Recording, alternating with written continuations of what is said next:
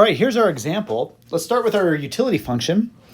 So it is going to be based off of the amount of chocolates consumed and the amount of toys consumed. So it's just a log of C plus log of T.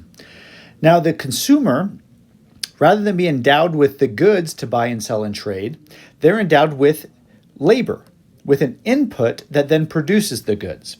So LC is the amount of labor given to producing chocolates, and LT is the amount of labor given to producing toys.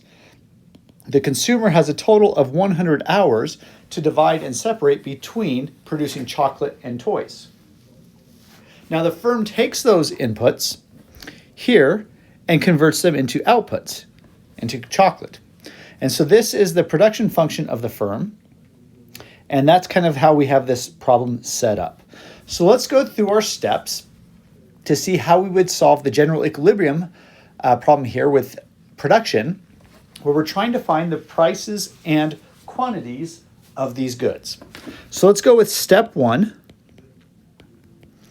is find the PPF. So remember, the PPF is the relationship between how much you can produce of one good versus another good. So we're going to first start by converting our production function here and solving for labor. So in this case, we have C squared is equal to LC. And over here we have T squared is equal to LT over 4. So LT, labor for toys, is equal to 4T squared. Now that we have those, we're going to put these into the endowment of the consumer to see how much we would be able to produce. So the endowment of the consumer is LC plus LT.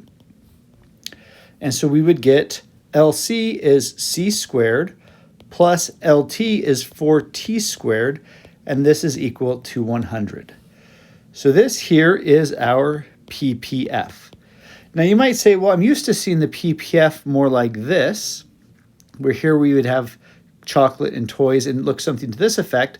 I can solve this equation here for C as a function of T, but I'm going to keep it in this notation for now, and you'll see why in just a minute. So there we have finished step 1 of solving for the PPF, which shows the relationship between how much can be produced of chocolate and how much can be produced of toys. Now let's go to step 2. So step 2 is find the RPT, the rate of product transformation. In this case, we are going to look at the differentiating, taking the total or the derivative of this right here. So we're going to differentiate the PPF. So differentiate the PPF. So this is going to lead us to the derivative of C squared is 2C times the change in C plus 8T times the change in T, and we take the derivative of 100, which is equal to 0. Now we know that the rate of product transformation is equal to negative dC of dt. And so we're going to work through this equation to get what is dC minus dt. So I get 2c dC minus 8t dt, or equals, bring it to that side. I can now divide by dt on each side, and then divide by 2c on each side, and the negative over on this side. So this will lead me to a negative dc over dt is equal to 4t over c. And that there is our RPT, or the slope of the PPF. And that there is our second step. So for the first two steps, we find the PPF, then we find the rate of product transformation, which is the slope of the PPF. Now what we want to do is go to step 3, and we're going to focus now on the consumer. So we have that information there. So step 3 is solve the constrained optimization for the consumer. Well, what's the consumer trying to do? They're trying to maximize their utility by using all of their endowment, such that LC plus LT is less than or equal to 100. Well, we can then set up our Lagrangian is equal to the utility function, which is log T plus log C plus lambda. And I can write 100 minus LC minus LT. But previously we showed what LC and what LT are. So I'm just going to add what those are based off of what we had before from the production function. So this is going to be minus C squared minus 4T squared. And there's my Lagrangian. I take my first order conditions with respect to T. So I get 1 over T minus lambda of 8T equals 0. My second order condition with respect to C implies I'll get 1 over C minus lambda 2C equals 0. And then my third order condition with respect to lambda is simply just going to be my budget constraint, or my labor constraint here, which is shown as that.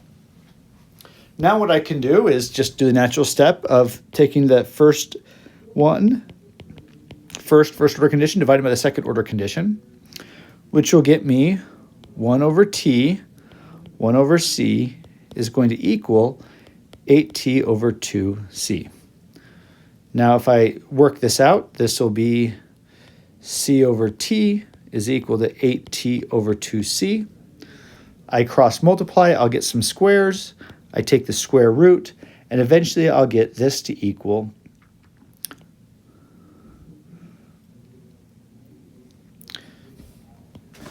T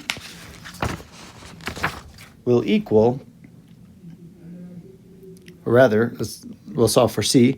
C is equal to 2T. Now that I have that,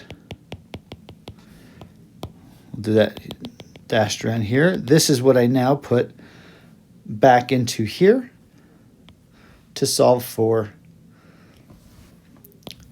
T. So I get 100 minus 4T, or oops, don't do that yet. 2T squared minus 4T squared equals 0. I then take the square root of all that, so I get, or square it rather, equals 8T squared. T squared is equal to 100 over 8. T star is equal to the square root of 12.5. I can put this back into this equation here. And so I get C star is equal to 2 times 12.5.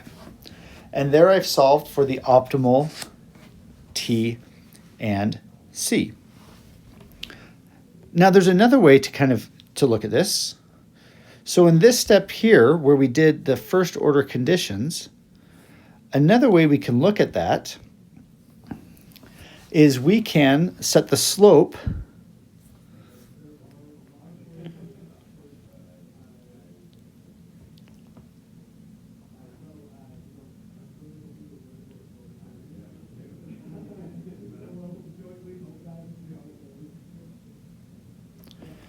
Another way we can look at that is to look at the marginal utility of T over the marginal utility of C,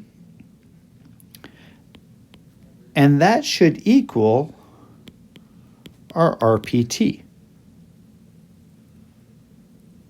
Right? And that's the slope here of our indifference curve and the slope here of our PPF.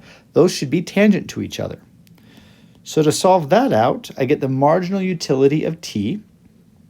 So that's 1 over t divided by the marginal utility of c, 1 over c, is equal to the RPT, which we found to be 4t over c.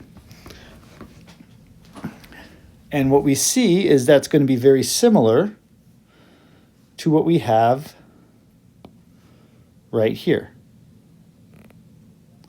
So a different way of getting at it that's going to lead us to the exact same equation. So we can either work through these first order conditions, or we can look to see at our graph where we know that we're going to have our PPF, who has a slope, is equal to the RPT. And then we can look at our indifference curve, whose slope is going to be the marginal utility of t over the marginal utility of c. And so that's going to be the point. So this method here is solving it this way. This method up here is solving it with first order conditions. Now, we found the consumption, the quantities. Now let's go ahead and look at what are the prices. Well, we know that the rate of product transformation is equal to the ratio of prices. And how do we know that? Well, if we look at this graph, remember that our indifference curve is going to be tangent, let's get the different color here, is going to be tangent to our budget constraint. And the budget constraint is going to be based off the price, has a slope that's going to be the ratio of the prices. So here we're going to get that our RPT is going to equal the ratio of the prices, PT over PC. We know our RPT